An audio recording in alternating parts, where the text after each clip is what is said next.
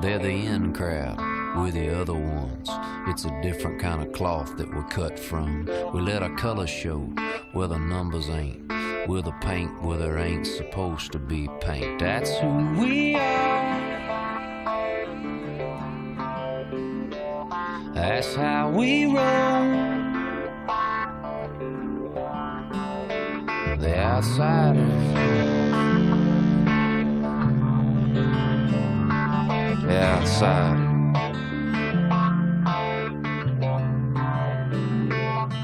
I will get high and I'll never get stained when we saddle up and ride 'em in the pouring rain. When a junkyard dog with an alley cat, keep the wind in the front and the hell out of back. That's who we are. I'm talking walk and walk wide open rock. That's how we roll. Back to the wall, a band of brothers together along the outsiders. We're the riders, we're the ones burning rubber up our tires. Yeah, we're the fighters, they all nighters. So fire 'em up and get a little higher.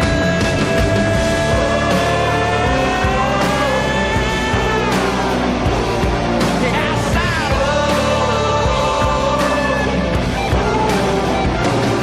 The outsiders.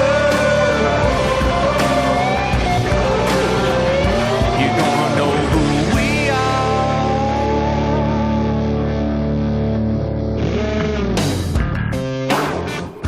They call Ontario Motor Speedway the Indianapolis of the West, as this circuit nearly mirrors the shape and distance of that famed super speedway.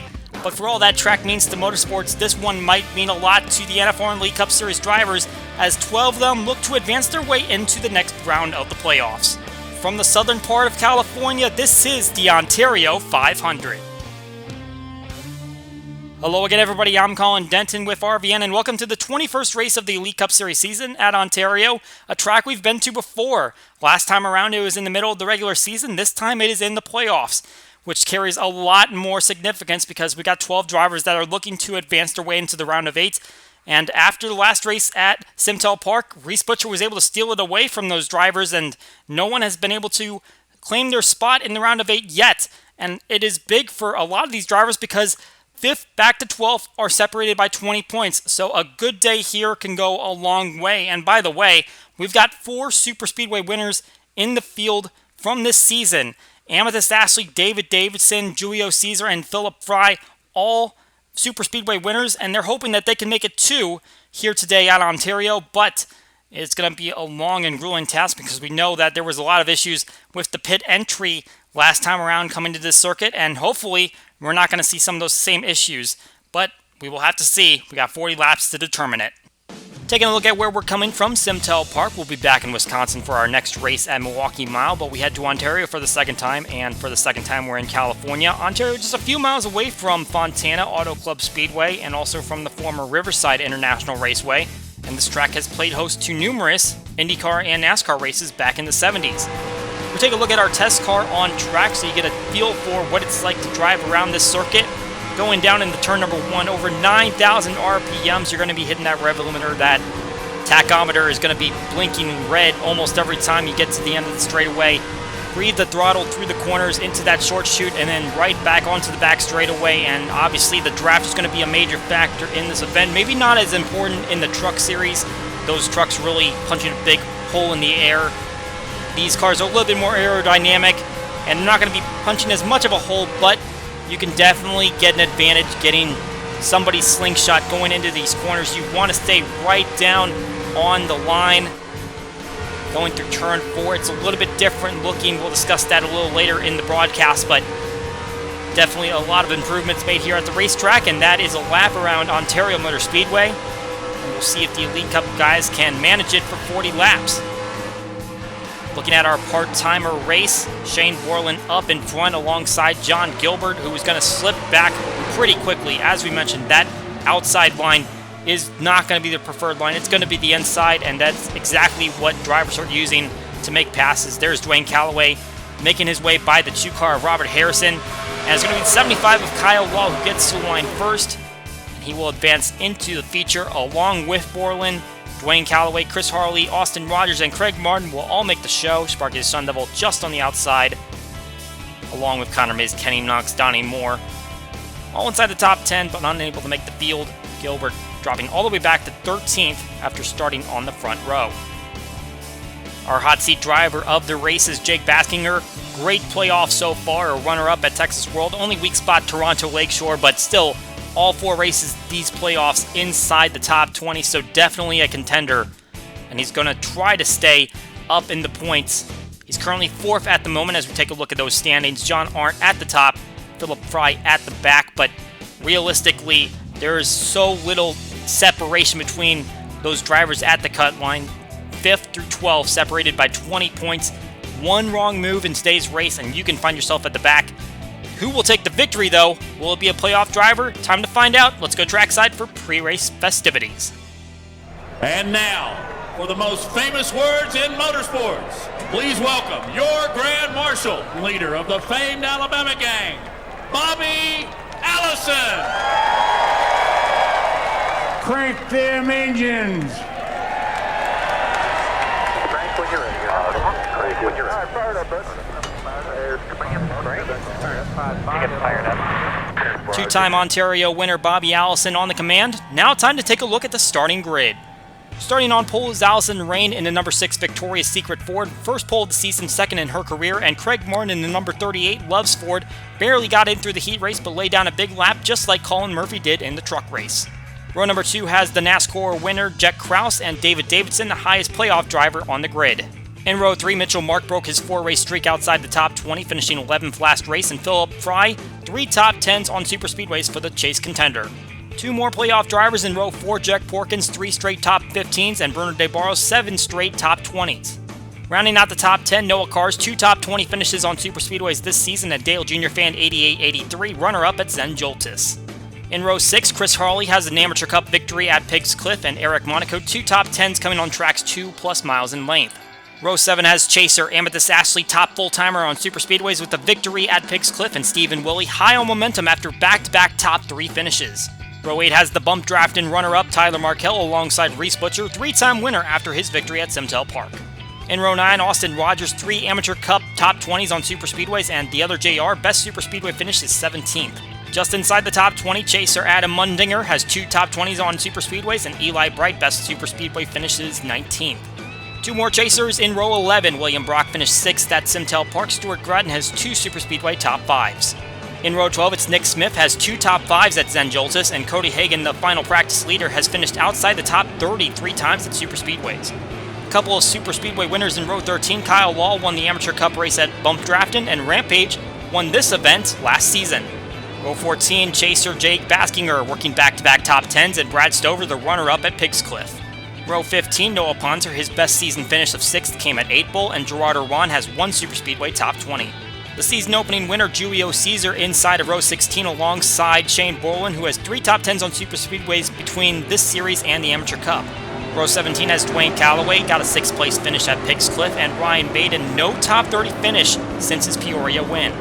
Current points leader John Arndt on the inside of row 18, no top 10s on superspeedways, 6 top 20s in 10 races though. Jonathan Rains alongside finished 8th at Pigs Cliff. Row 19 consists of Aiden Shepard, 2 superspeedway top 10s, and Rambo, who's finished 27th in the last 2 races. Zachary Fitzwater Sr. in row 20 has the worst average finish among full-timers on this track type, and Dominic Carranza finished 8th at Columbia. And in the final row, it's NASCAR Fan 19, 2 runner-up finishes on superspeedways for the Chaser, and Caleb Campbell, 2 top 10s on this track type. As mentioned, this is the first pole of the season for Allison Rains, so that makes 21 different pole winners on the season. We'll hopefully see a lot of them at our Clash event next season. Right now, these 42 drivers are focused on Ontario. And we now have our 12 playoff drivers onboard cameras activated over on the NFRN channel. Head over there and you can watch this entire race from onboard your favorite driver. That's going to be an intense one. 40 laps around this 2.5-mile circuit. Waiting on the green flag, and there it goes. We are live here for race 21 on the Elite Cup Series season.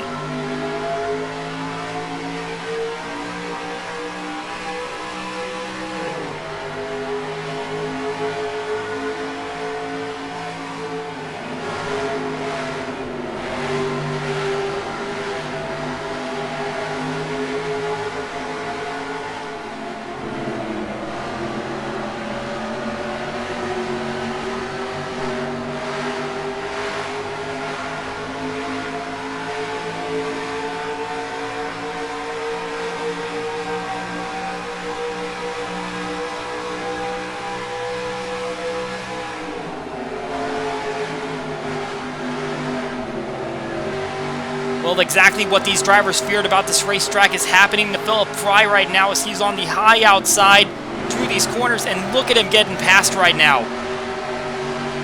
He started up in the top 10, and he is sliding backwards in a hurry.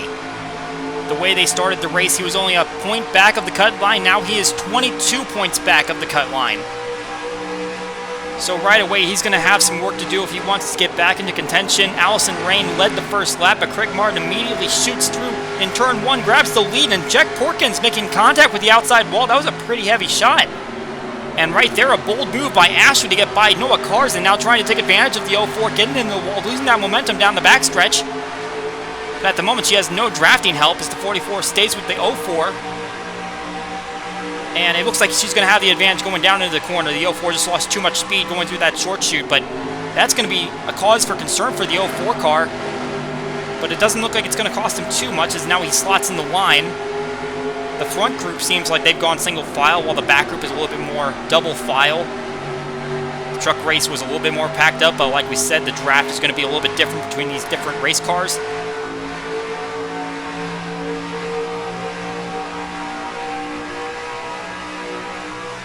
At Adam Mundinger trying to work his way. He's behind a couple of cars at the same time. Oh, big shot there. Chris Harley, and then Amethyst Ashley right behind him. And Jack Porkins will go back to that spot, and Bruno De Barros, Ashley's teammate, is going to take over another spot. And here comes William Brock. Ashley just getting passed all over the left side by several playoff drivers. As now the 57 has a little bit of damage from hitting the outside wall. So now we thought that turn 4 was going to be a little bit of a calamity corner, but looks like coming off of turn 1, going into that chute, that might be the issue. As now Ashley is on the high outside, and there's a crash in front of her. Nick Smith and Austin Rogers. And the 18 catches a little bit of air, but he's going to drive away as the 10 of Austin Rogers comes to a stop up against the wall. And the leaders will take the caution. Craig Martin apparently out in front.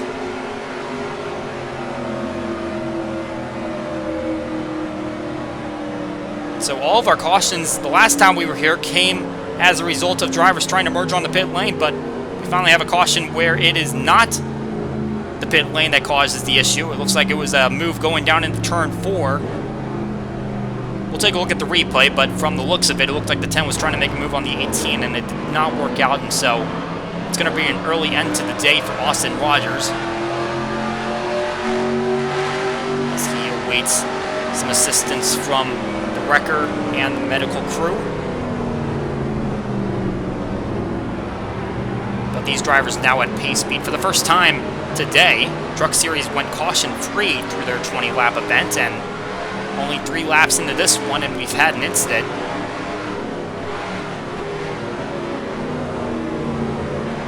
And we will see if they try to go for a pit stop here. A little bit of an older surface, so wouldn't be surprised, and it looks like we're seeing a lot of cars starting to duck down toward the apron. So I would imagine we're going to see pretty much everyone in here, and they're going to more than likely take 4 tires. Like I said, it's an older surface.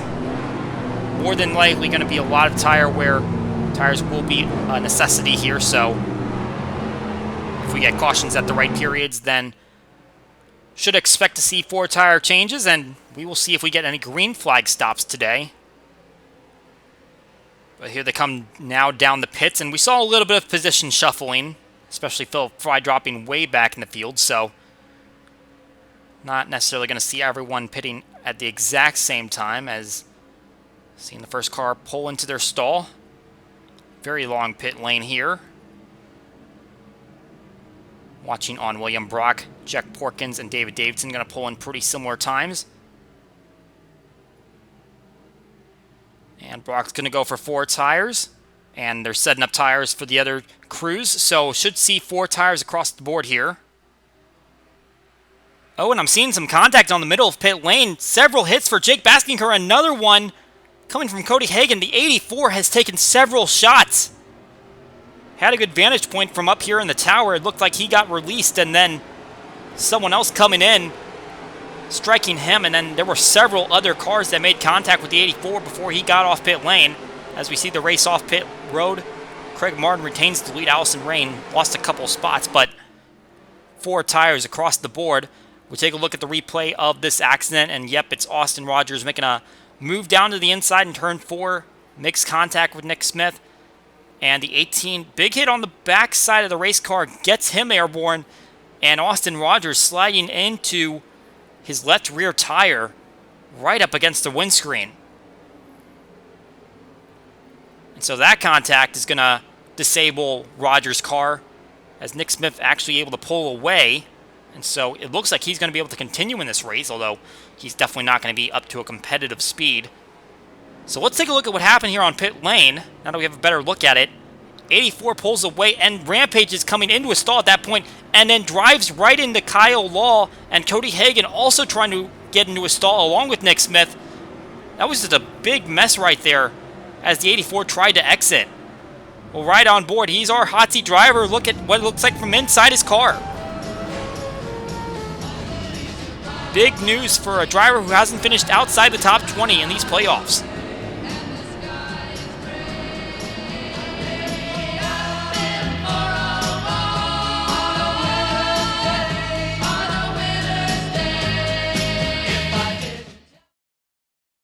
Hey, I'm just gonna take it for a spin. Yeah, okay, sure, Dale. Hey, it won't start. It's a hand scanner, Dale, remember? Can't be too careful. What's going on?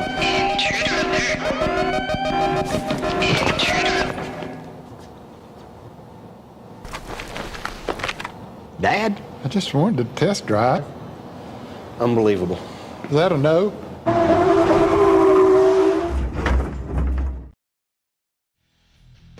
Well, let's have a little history lesson on this racetrack. Taking a look back to last year's highlights, and really the highlights were this turn 4 entry on the pit lane. All of the incidents were taking place as the drivers were trying to merge down and get their green flag service, and it just caused a mass amount of chaos.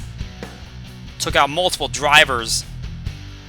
And so there have been improvements to how they enter pit lane now. You can see they've got more of an apron there. Will merge down into what is more of a drag strip now. This is a multi-use facility. They'll have a little bit more of a padding to enter pit lane, get down to speed. And that should hopefully cause a lot less issues if drivers need to make a green flag stop. But our first caution comes out in turn 4 for a non-pit issue, as Austin Rogers now drops out of the event after contact with Nick Smith. And he takes a heavy hit into the outside wall. Green flag back out. Greg Martin gets a good jump, but someone did not get a good jump, and that would be the 84 car of Jake Baskinger, and as we expected, big contact on pit lane, and he did not come back down for a second stop, so he is running with the damage that he incurred from that hit, and as you'd expect, it's holding everyone up, as he's trying to get out of the way. Certainly has the awareness that his car is not up to full speed, but still going to cause some issues with John Arndt, now the first car right behind him and boxed in by everyone else at the back of this field. The 05 is not going to appreciate that one. Came in as the points leader, now ducking down to the inside, trying to get back with the pack. Even the 18, who was involved in that first incident, was able to get away from the 84, taking that big shot really off the back end of the 75 of Kyle Law. That's what really did his front end in. And we're now seeing the 57 coming down the pit lane under green, and we're hearing it is a passing penalty on the restart, and I would have to imagine it's because of the 84. We're taking a look at the onboard now, and yeah, she just dives right underneath the 3 and then passes several more cars, and everyone just trapped on the outside with Jake Baskinger trying to get up to speed and not happening. What I'm really surprised about, though, is that she's the only one getting penalized when there were definitely some more cars going with her, and I would have to imagine that the rulebook states that if you pass on the inside of the car directly in front of you, that would be the penalty, but several cars followed Ashley, not past her, and so they are going to be fine and got an advantage off of Baskinger being slow, while Ashley would be the one that gets penalized. Oh, and back in turn 4, another incident. This time it's Julio Caesar. And a second accident here is Zachary Fitzwater Sr. up in the air. And more cars going to drive into it. Kyle Law, the other JR. Among those getting contact is now the 9 car stalled out in the middle of the track. The big story here, the 0 of Julio Caesar. playoff contender. He's definitely going to have some damage, but it doesn't look as severe as the cars in front of him. The other JR really plowed into a stalled race car. I believe it was the 9, or maybe he got into the back of the 75. Going to have to look at the replay on that again. Unfortunately, Fitzwater was just driving by that accident and then suddenly saw him turning into the outside wall. I believe Dale Jr. fan 88-83 and Jonathan Rains were also involved in that. And there's no cars. I believe that was the other car that was spinning with Caesar. So he's got some damage. And then I believe he also made contact in that second portion of the wreck. Yeah, you can see he's got damage on both sides of his race car. Have to see if he can get that fixed up, if he can get back into the field, or else he's going to have to go behind the wall.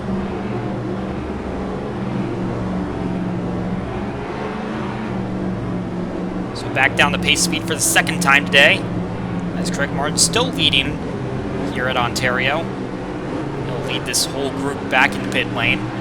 Once again, everyone coming down for service.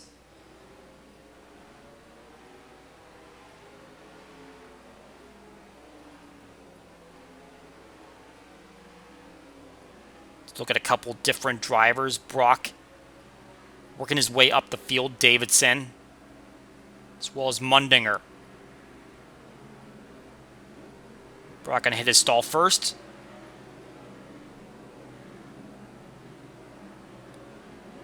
And it's going to be 4 tires for Brock. Mundinger at his stall and tires at the ready. Looks like it's going to be 4 for him, and would imagine for pretty much everyone else in the field as well. Ran a couple laps on their green and certainly can get the benefits of those Goodyears on your race car. And once again, it's going to be the 38 that gets off pit lane first. Looks like a little bit less drama. And the front 4 actually maintain their position as Tyler Markell drops a couple spots to DeBarros and Mundinger. Eli Bright jumping up 3 spots. So let's take a look at this incident. And I believe there was a little bit of contact there between Mundinger and DeBarros, but it's the contact between Caesar and Cars. Pretty much similar to what we saw before with Rogers and Smith. Only this time, Caesar's going to strike the wall first, and Cars a little bit further down the racetrack. And then, as these cars are trying to avoid the incident, as I believe Mundinger might have sideswiped the 44. Yep, there's Rains and Dale Jr. fan 88-83 making contact, and they go out of frame, but did see how that incident started. The 77 and 76 making contact. There's that hit at full speed, and then we'll see 76 is already down in the apron. 77 trying to get lower to avoid the incident. And unfortunately, Fitzwater Sr., we mentioned, he has the worst average finish at super speedways, and it's only going to get worse as he takes a heavy shot into the outside wall. No fault of his own, just caught in the wrong place at the wrong time once again. Riding on his side. This is not the first time that he's had a wild ride at a super speedway. I can remember back to 8 Bowl. If I'm not mistaken, I believe he ran into the roof of Jake Baskinger. And this time he is going for a flip, and I believe we're going to see Noah Cars as his car is a little bit hard of steering. He's going to strike the 9 while it's still airborne. And then the 75 and the 98 are committed to the high side, thinking that the wreck is going to go low, and 75 is going to hit Fitzwater. And then the other JR runs into the back of the wall, and that's where he gets all his damage. As we see Dwayne Calloway just barely braking as the 44 comes to a near rest in front of him. Riding on board Caesar.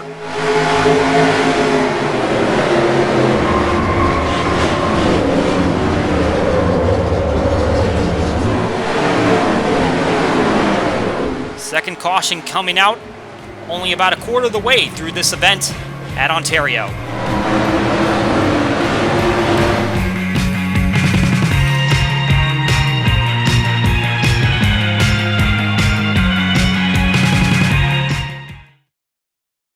I'm really proud to be a part of it. Love, it's pretty amazing. Her name is Amanda Brookman, and she is my destiny, although she may not know that, per se. So you can go online and make any kind of car you want. I made a love car. Do I think they stand a chance? I mean, who doesn't love love? I love love. What will you design? ToyotaRacing.com. Who? So we showed you the pit lane chaos that was last year's race at Ontario, but how about the circumstances that led to Rampage's first victory? Gabriel Wanderley had the lead, but he decided that he was not going to make it to the checkered flag even as they ran and finished under caution. So he came down for service, the one stayed out, and he was able to claim his first career victory that led on to a title in Season 1. However, it is not going to be a repeat this season, for the title at least, as he is already out of the playoffs. As you can see, a terrible stretch, 7 times outside the top 20 in the past 7 races. Allison ranks a little bit worse at the moment, out of the playoffs in the first round as well. I don't think either of those drivers though are going to catch Stephen Willie and his terrible regular season. We see the drivers out of the race now. The other JR, Jonathan Rains, Kyle Law, and Zachary Fitzwater Sr. will all not return to this race. But we go back to Green Flag Racing, and you can actually see that the 34 of Jed Krause is out in front. We had to go back and look, and I believe it was in the corner of the screen, but he was actually coming in the pit lane in front of that accident. He was able to get his 4 tires changed and get back on the racetrack and not have to pit, so he grabbed the lead. And supposedly he was reporting a vibration, which would make sense because he had just come in that caution prior and gotten 4 tires, and he was still up there near the front of the field, but he caught a little bit of a lucky break with the fact that they crashed right behind him. He was able to go ahead and take the lead instead of lose all that track time. But it looks like that's going to be short-lived as the 38 pushes down to the inside and he overdrives the corner, so the 34 way outside as William Brock tries to take the lead over. 38 dove it a little too deep and he went up the racetrack, and that opened the door for the 23 of William Brock trying to lead a lap here and grab a bonus point. And it looks like that's going to be right in hand. You know, he's got a big draft coming with his inside. If he's smart, he's going to change lanes here, but maybe not. He's going to have enough time to arc the corner and maintain a lead over Mitchell Mark, as now the 57 back down pit lane. And we're hearing that she did not take tires during that last caution. That just does not make any sense. She was able to stay on the lead lap despite the penalty, but now that 57 crew is just going to waste even more time coming down for that service. Now, just inexplicable mistake there by that crew, as now the 5 diving down to the inside of Brock, and Mark takes over the lead with one fell swoop through turn 3. And so Brock will go back to second place, but he leads the lap, gets the point. So that's all he really needs there. Obviously, he wants to go for that victory, but he's at least got one more point in his bucket, as Ashley now pulling off pit lane, but it seems almost inevitable that she's going to go a lap down, and you just can't excuse that. Just take your tires when the opportunity presents itself. You caught a bad break there with the cars all stacked up, took your penalty, still stayed on the lead lap, but now you just gave it all away there by not taking tires, and you got to hand that to the crew in terms of making that mistake. We see William Brock trying to work his way back toward the 5. He takes a little bit of a lower arc into the corner. Right now the 57 still out in front of these leaders, but just barely. She's going to have to hope for a caution right now because they are charging. They've still got full speed, hot tires. Front 3 lined up in a row right behind Ashley, and another 3 coming from behind, and here comes Mark to the inside. Brock even looking a little bit lower, thinking about a move, but 3 wide into turn 1 just does not sound like a good time. And it looks like all 3 of those drivers will clear Ashley, getting out of the corner. Contact from Mark into the wall, and Brock makes contact with Mark, and he goes for a slide way up the racetrack, and Davidson shoots to the lead. Well, I thought the 57 wasn't going to play a factor into that, but apparently she might have, because Mark seems to have made a misjudgment coming off the corner. And the 23 was expecting that the 5 was going to hit his marks. And unfortunately, the 23 shoots right into the 5, goes for a big slide and right up the racetrack, and now the 11 takes advantage, and he's going to lead a lap and get a bonus point. 11 second in points, at least the last time they came through, as I believe Martin just got a little loose off the 4 and made contact with the wall. He's sliding backwards. Davidson, the Zen Joltis winner, but this hasn't been a track type particularly well to him. 3 times he's finished on super speedways 33rd or worse. Hoping that this is going to end up being one of the better ones for him as DeBarros tries to make a charge. He's going to want that bonus point as well, as he is 20 points above the cut line right now. And just looking at the cut line, Julio Caesar 3 points above, had that accident that brought out that last caution. He's still on the racetrack though, and he's going to hope that there's a lot of cars that drop out so he can continue to gain some points. Mundinger can still gain ground. He's up in the 9th position. Baskinger with a bit of damage that's going to slow him up, as Mitchell Mark is now slid behind NASCAR Fan 19. You see that Ashley is still fighting to get back on the lead lap. Oh, a slide off the corner. Reese Butcher way down on the racetrack, and now contact into the wall. Dominic Carranza sideways. There goes Allison Rain and Eli Bright right in front of the field. Spin by Chris Harley. 1 car also involved. Oh, Nick Smith plows into the back of the 1 car. And a chain reaction there. 18 car now in smoke. He was the last one to arrive on the scene. Saw the 90 way down the racetrack, coming off of turn 4. I believe the 24 was the first car I saw sideways. Rain also caught up in that one. Pole sitter of the event. Now she's got some damage. Rampage trying to catch back up to speed. I don't believe they took the caution, so that's why they're racing back around to the line. Definitely the leaders racing back for position.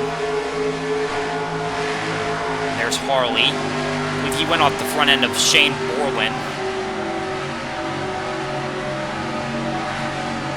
As a lot of cars scramble to find position and get away from that accident. There's that 25. I believe didn't take too much damage.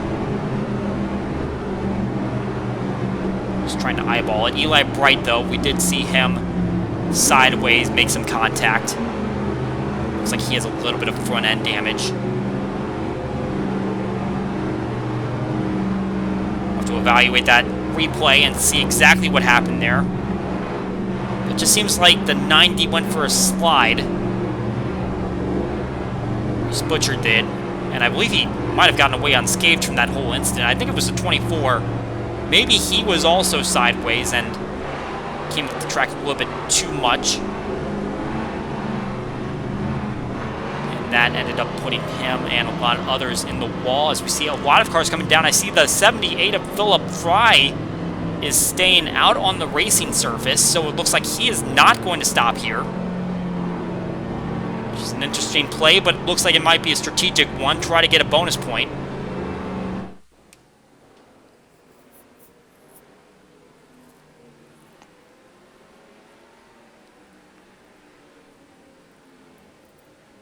Keeping an eye on several of our drivers up near the front of the field. NASCAR Fan 19 first into his stall. And going to take 4 tires. This is the longest green flag stint we've had so far this race. So it wouldn't be a surprise to see 4 tires taken here. Especially because they've been taking 4 tires for the first 2 stops when those stints were a lot less intensive. Seeing Gradden and Davidson getting ready to go for 4 tires. 64 already pulls away. He was starting at the back of the field, so he had one of the first pit stalls. He's made up a good bit of ground so far this race. And he needed it. He was right at the cut line. Oh, and at the front of the field, Davidson makes contact with Rain. The 6 was trying to get into her stall at the front of the field. Davidson was already pulling away. And that could be a big factor on Davidson, who actually got out in front on the field. He came in first and he left first, but he had contact with Rain on his way out. So let's take a look at this replay first. And yeah, so Butcher made contact with Carranza. They went for a big slide off of corner number 4. And they correct it. But unfortunately, Callaway comes in and makes contact with Carranza. Rain squeezed into the outside. Bright runs into the back of the 24, makes contact with Butcher, so he did have some contact on that whole incident. Stephen Willie squeezed in there at the back. Rain comes around and gets Borland, so the 25 gets the 3 as a result. And the 1 trying to come to a complete stop, trying to avoid. As Noah Cars slips through, I believe the 76 might have as well as Maiden and Hagen there on the bottom. But then here comes Smith with a lot of speed, already damaged, and right into the back of Rampage and a little bit into Rain as well. And we saw the smoke coming out of the 18 car, so it looks like his day is going to be done. Riding on board Julio Caesar as he rides through this one. 3rd caution of the day here at Ontario.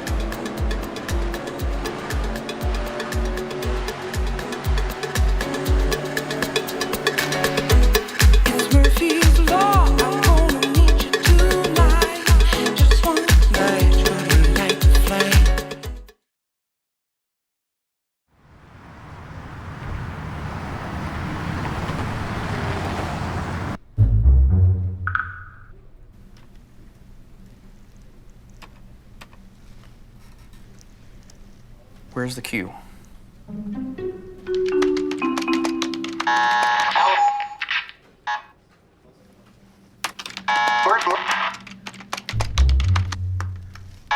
Allison, where's the queue? Upper left.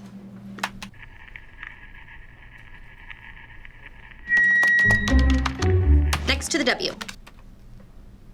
Oh. Thanks.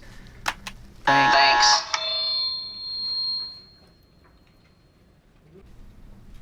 What's happened to me? It's funny that you ask. Your love and me now seem to be a grueling. If you are not currently involved in the NFRN and would like to get involved in the late stages of this season, link down in the description. You can sign up for our part-time truck series qualifying if you are not already signed up for it or involved in one of our full-time series. Deadline for race number 14, 2 days away. We return to Ontario Motor Speedway on lap 24 when the green flag comes out. Nick Smith, the only driver to drop out of the race after that accident. Everyone else that was involved is still in it. They just might have a little damage to go along with their machine. David Davidson takes the green flag. Phillip Fry did lead a lap, then came down for pit service. So grabs a bonus point, but as you can see, he's still bottom of the chart, 36 points behind. So it's going to be a big uphill task for him to get back into contention here. And you can see Davidson struggling to clear Ashley as the 57 gets out in front. So now she's technically back on the lead lap, and that allows Martin to go down and take the lead over. So once again, Ashley causing some havoc as she fights to get back on the lead lap, which she has plenty of right to do, but certainly a situation that could have been avoided if she had just gotten the tires when she had the opportunity to. And trouble back in turn 3. Stephen Willie up on his side. Chris Harley also involved. And the caution has not come out. I am very surprised by that. The 62 is fully on his side, going on the wall. And we're going to stay green. I guess no one technically went around, but the 62 caught some major air there. And let's look back at that one. So the 62's on the high outside, no grip in that groove. 3 comes in with a big slide, nails him in the left rear. 62 hits the wall. He is upside down. scraping against the catch fence, the wall, grinding sporks against the pavement, and he'll get back on all four tires, but they continue, and they don't call a caution flag for that. I get it. No one necessarily went around, but that was a pretty gnarly situation. And either way, they're going to continue racing. Craig Martin now out in front of Barrows in second, looking to make a move to the inside as Brad Stover has moved up in the third place. Here comes the 12 car to the inside for the move. And he's going to clear the 38 as the 55 going to try to take a look. He's not going to get the lead, but he is going to get second from Martin. It's David Davidson trying to peek his way back in there. Pretty big separation between these front three. Barrows has a big gap up at the front, hoping that he can lead his first laps of the race and grab a crucial bonus point.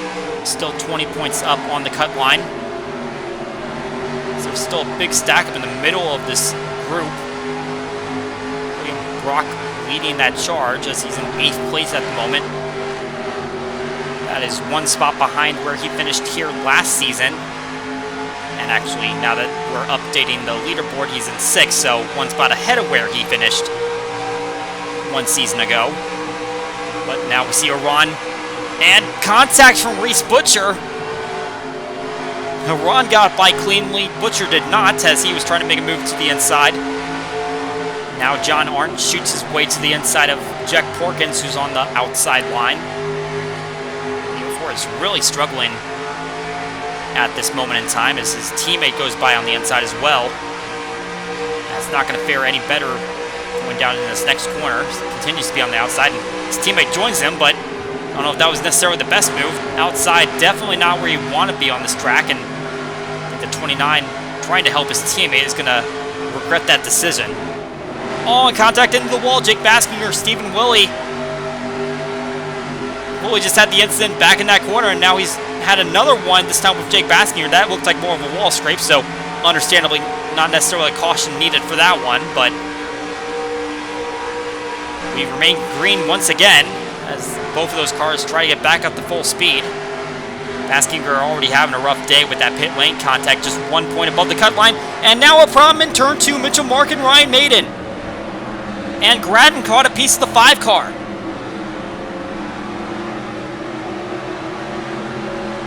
Looks like everyone else is going to get away with it. The 76 almost ran into the back of 99 as he tried to get straightened out, but looks like it's going to be primarily a 2-car incident, perhaps 3 if you want to count Gradden in that, because it looks like he sideswiped the 5 car as he was coming through.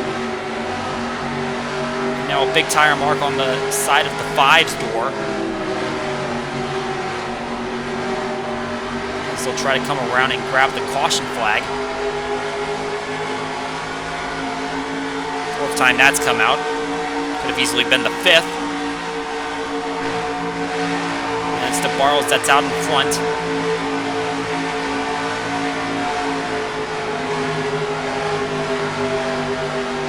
So he will have the advantage going down in the pit lane. Getting into the late stages of this race, and this caution comes at a pretty precarious time. At least as we look into the fuel window. Obviously, we haven't had enough of a long run to really determine what that fuel window is, but if we're going based on practice laps, it seems like we're kind of right on the edge of that window where you might be able to make it, you might not. We'll see what the fuel economy is. And if any of these teams try to gamble with something, you can say this, they're more than likely going to come down now because you pretty much have to. You're not going to make it based on the last stop.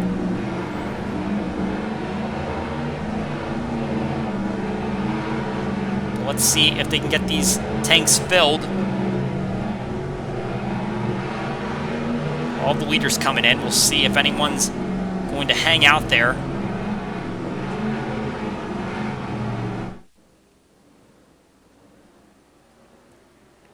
And the 04 is still out on the track. So Porkins is opting to go for a lead lap. He does not have one so far this race. So he'll opt for a bonus point. as we watch the Barrows, Brock and Gradden take their service.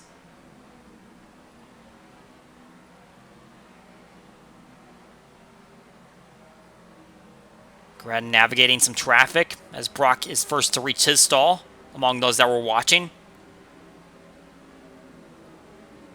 And it looks like we're going for some split strategy here.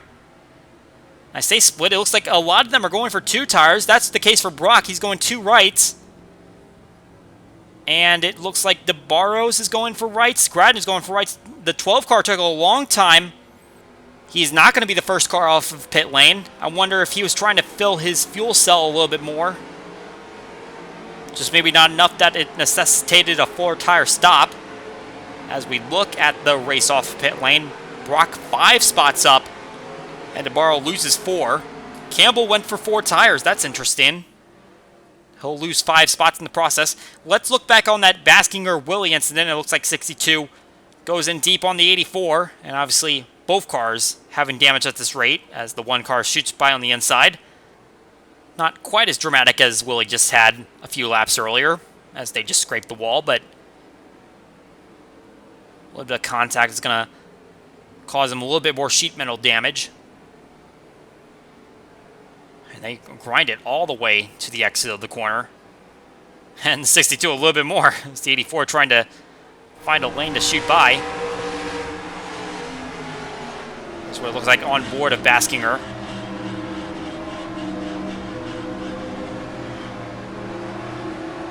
Can't imagine he appreciated it that much. Now let's take a look at what brought out our caution. And the 5 really deep and makes just kind of a move that probably was never going to work. And he'll hit Maiden in the left rear. They will both back into the turn 2 wall. 99 catches a lot more air than the 5 does, even though both do. And looks pretty reminiscent of what Willie just did in turn 3. Except this time you definitely have a car facing backwards, so that will bring out the caution this time. And then we're going to see Gradden come in the shot as the 5 is just kind of trying to save the car. Not entirely in control here as the 29 sideswipes him. And that will send him back around. Not sure what kind of damage Gradden got because we were watching his pit stop and it didn't look like he really spent that much time doing any damage repair, so he might be fine, but it's the 4th caution of the day here in Ontario. Hopefully our final restart coming up.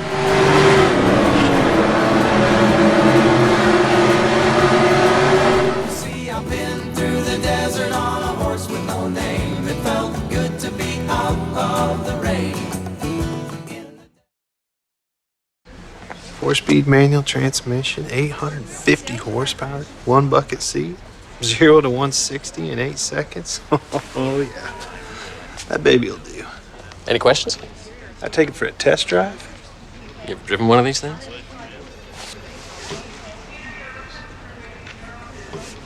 I'll get the keys. She don't take keys.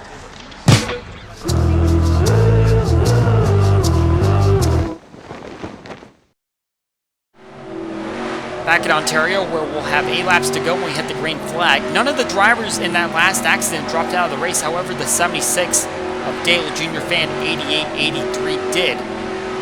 Looked like he had a mechanical failure. However, remember, he did have some involvement in the 2nd caution of the day. Jack Porkins stayed out, led a lap, then pitted. So now Brad Stover is leading this race. As Porkins fades to the back of the field, he is below the cut line at the moment. We'll see if he's able to gain points and then put himself back in the green. Jake Baskinger on the inside, hoping that he won't be put out as he has a wounded race car. Stover gets a good jump as Ashley holding up the traffic. They restarted single file and Martin looking to the inside of Brock, trying to take over 2nd spot. And they go side by side. Brock is able to maintain a momentum. That is something we have not seen on the outside line. He's able to hold down 2nd place. Davidson looked at that line and decided he might want to have a shot at it. Not getting challenged from the inside yet. Laps are winding down, and Stover now out to a big lead. One of the biggest we've seen all day for a driver who is outside of the playoffs, but trying to fight for the 17th position and possibly Rookie of the Year. Big jumble up here as DeBarro is stuck on the outside. Now getting passed by Monaco on the inside.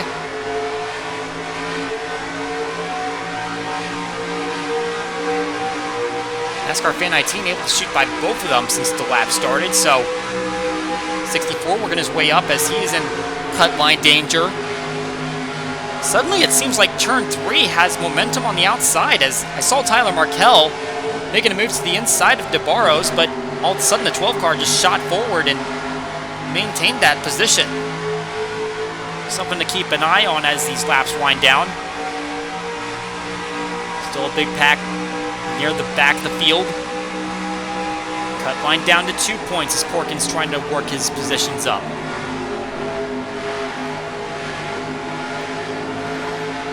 Seeing Gradden starting to fall back. He's only 8 points above the cut line, and he's losing points and positions as he goes along. Now the 6 car underneath. And Juan right on his back. There's Julio Caesar trying to limp his wounded race car home. 13 points above the cut line. Here's a move from Ashley on Stover to try to get back on the lead lap. At this rate, I believe that a caution would negate any advantage of being back on the lead lap. So that was a big advantage for William Brock trying to get past Stover, because the 55 had a big lead there. And now Ashley has forced him back toward the 23 car. And the 55 is going to try to get right back to her. Not able to complete the move. Riding on board Brock. He's looking for an opportunity to pounce. Got the victory at Riki. And that's a track that's not necessarily classified as a super speedway, but for the racing that it provides, it kind of operates like one. And he's using the experience he got there in trying to make a move toward the front and get victory number 2, and one that will advance him into the next round of the playoffs. Side by side for turn 3. And contact! Stover made the move. Ashley had to get out of the gas, and Brock door slams her. And that will force the 57 out of the way as Martin trying to get by her. She runs into 3rd position. Her teammate DeBarro's back and forth. Still a long ways to go for him, as 4 laps to go in this race. And the one thing that's missing for Stover this season is a victory. 4 top 5s, 8 top 10s. Things just kind of went sideways when it came to getting into the playoffs. And amazingly, this is his worst track type, 25.6 average finish on the super speedways. He was a runner-up at Pigs Cliff, but all the other finishes really not that impressive. So to come up through this field and lead laps looking for that victory, this could be a big day for this driver.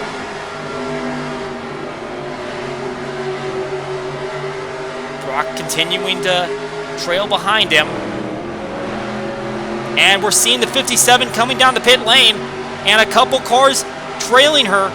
This could be a sign that they're not going to make it on fuel. I believe I saw Carranza sliding once again, but that was Monaco and Kraus that were coming down, so no playoff drivers. But with 3 laps to go, this is going to be a concern for these drivers trying to make it to the end of the race on their fuel cell. And I wonder if this plays into Jack Porkins' hands as he just goes above the cut line. He pitted latest, so he got the bonus point, but he also might have a full fuel cell. We see Martin working on the inside of Brock, trying to make that move. Not going to happen. Well, Brock is still high, so Martin's going to make the move. Big time move there, coming off the corner. And the 38 in the 2nd place. And Stover coming to pit lane. All of the leaders coming to pit lane. That's at least the top 4. And I believe that is Ponser that is first, that is still out. Followed by Butcher and Callaway. So with 2 laps to go, a lot of playoff drivers in the pits. Concerned that their cars are going to sputter while they're out on track. There is Stover in. I see NASCAR Fan 19. Brock, DeBarros, Davidson, Gradden, and Porkins is also in there. I'm very surprised to see the 04. I figured by staying out and having a little bit of a later pit stop, he would have more fuel than the rest of the field, but apparently not the case, or at least they're very concerned that they're not going to make it or slow down on the track. So that's a look at the drivers that had to come down for service. Mundinger is the first playoff driver in 5th, but he's not in this main group up here in front.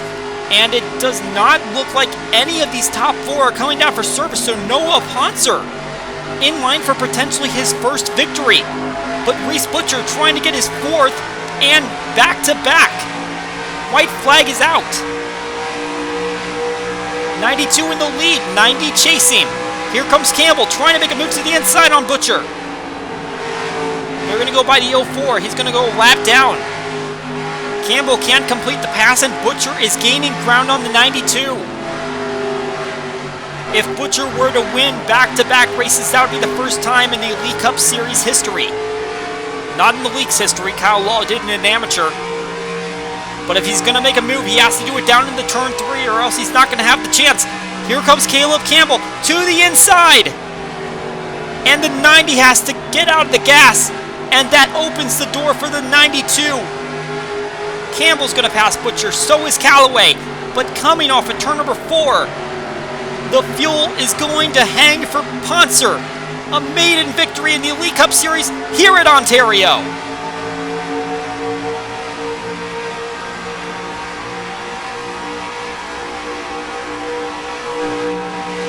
And the 0 car up in smoke.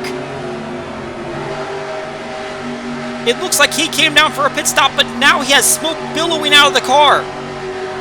And that's a huge development. That's going to be a lot of lost points there.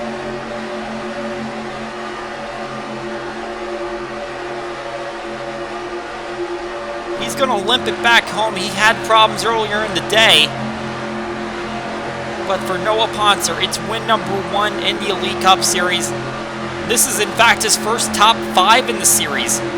It seemed like he had a decent chance to go for a victory, possibly at Simtel Park. That did not pan out, but today, it all went his way. As he goes to victory lane, Caleb Campbell will end up in the 2nd position. That's a career best finish for him. Dwayne Callaway able to swipe away 3rd, as Butcher had to get out of the gas, just didn't have the momentum there. He'll end up 4th, and Adam Mundinger ends up in the 5th position. He's able to have his gas last all the way. Phillip Fry got a bonus point and then ended up in the 7th position. That's a good chance for him to advance. And John Arndt didn't really talk about him all day. He was kind of silent, slowest in the final practice, but he got the 9th position today, and that's all he needed to hopefully pad his way into the next round. Looking at the next page, I'm very surprised to see Jake Baskinger finishing in 15th position after the pit lane problems on the first caution. Looks like he was able to keep his gas going to the finish line. Brad Stover, a heartbreak for him. Looks like he was on his way to his first victory, and he'll end up in the 16th position after having to pit late. William Brock, NASCAR Fan 19, will finish inside the top 20, but they had to pit in the last laps of the race. Also pitting were Dave Barrows, Gradden, and Davidson. They will finish outside the top 20. Dave Barrows and Davidson really had a chance to go for a victory there. Did not work out for them. And then, even further back, Julio Caesar, smoking car on the last lap of the race. Looks like he had just come off a pit lane, and you got to remember, he did have that damage earlier on, so it looks like it was just a mechanical problem just as he came off pit lane, and he still crossed the line, so he is registered for a finish. Jack Porkins did fall a lap down. Emmett Sassley 2 laps down after falling a lap down earlier and taking that late pit stop. And obviously this race featured a lot of attrition. No drivers dropped out of the Truck Series race. No cautions, no accidents. This one had 4 cautions with 7 drivers dropping out. None of them were in the chase. But speaking of the playoffs, let's take a look at how those points look now after that chaos that happened at the end. John Arndt manages to keep that points lead, 10 points over William Brock, and 32 points above the cut line, which now has David Davidson above Stuart Gradden.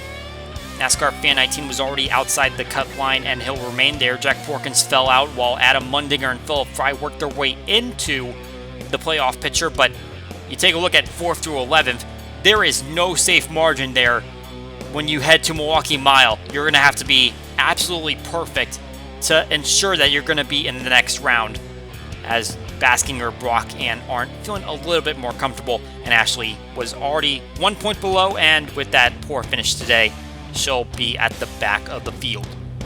We'll show you the points for the drivers that are already eliminated from the playoffs, and it should come as no surprise that the driver that was able to avoid trouble today and finished in the 4th position, Reese Butcher, continues to extend his gap over the other 3 drivers eliminated in round 1. Outside of the playoffs, it's still Stover at 17th position, but instead of Jack Krause 1 point out, it's Aiden Shepard, as he'll slot into 18th. Krause, a little bit further back in the field, will be 19th in points now. Meanwhile, Noah Poncer's victory skyrockets him from 27th to 22nd in the points. And further back in the standings, unfortunately, Stephen Woolley has fallen off the page that includes the rest of the full-timers. If I was Zachary Fitzwater Sr., I'd be a little concerned that Dwayne Calloway is getting pretty close. You have to remember, after his victory at Twin Ring Motegi, Calloway was 10th in points, and clearly he hasn't lost that luster, but it doesn't fare well for those full-timers. They've still got 5 more races in the season to make sure they finish at least 36th in the points. No changes in the team standings. AMI Incorporated still out in front. Just a little bit of gap widening and closing. And in the Rookie of the Year standings, it is still Brad Stover out in front by 3 points on Jack Krause. Really the only big jump that was notable in the front of the field was Phillip Fry, gaining 10 points with his top 10 performance here today. So that is going to do it for our races here at Ontario. A lot more exciting and action-packed than we saw in the Truck Series. Probably a little bit more than we bargained for, but it still produced a great finish with Noah Poncer going to victory lane for the first time in his career. The next time you'll see us on track, it'll be the Elite, Amateur, and Open Modified Series at Milwaukee Mile. For NFRN and RVN, my name is Colin Denton. We will see you all next time.